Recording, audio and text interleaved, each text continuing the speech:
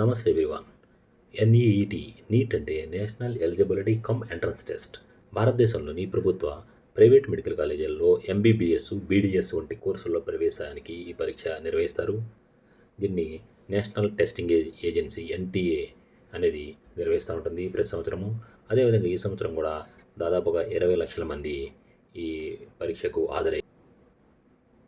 వీళ్ళైతే ఒక జన్జెడ్ ఉద్యమాన్ని అయితే స్టార్ట్ చేశారు. ఇదేంటే జన్జెడ్ అంటే ఏంటి, 14 నుంచి 29 సంవత్సరాల వయసు మధ్యలో ఉన్న వాళ్ళని జన్జెడ్ అంటారు. 1997 నుంచి 2026 మధ్య ఏజ్ గ్రూప్లో ఉన్నవాళ్ళు ఈ గ్రూప్లోకి వస్తారు జనరల్గా.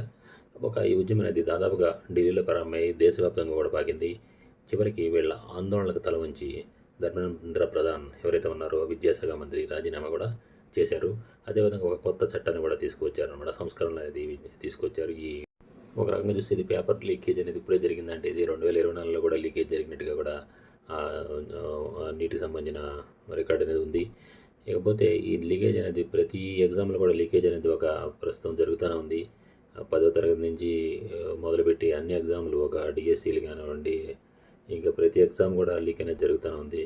అదంతా ఎందుకు, మా చిన్నప్పుడు 10th క్లాస్ ఎగ్జామ్ కూడా అప్పుడే లీకేజ్ స్టార్ట్ అయ్యింది. తర్వాత ఆ ఎగ్జామ్ కూడా, అంటే మ్యాథమెటిక్స్ ఎగ్జామ్, దాన్ని రద్దు చేసి మళ్ళీ ఎగ్జామ్ కూడా పెట్టారు.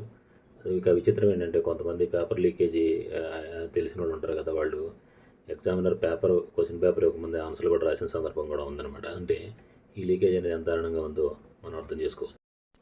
ఈ లీకేజీని దృష్టిలో పెట్టుకుని దాదాపుగా 20-30 మంది విద్యార్థులు చనిపోయారనే విషయం చాలా బాధాకరమైన విషయం. ఏదైనప్పటికీ కూడా లీకేజీ వ్యవహారానికి సంబంధించి విద్యారంగంలో సమూలమైన చట్టం తేవాలి. లీకేజీకి బాధ్యతల్ని శిక్షించడం ఒకటే కాదు, లీకేజీని ఎట్లా అరికట్టాలనేది కూడా ఆలోచించాలి.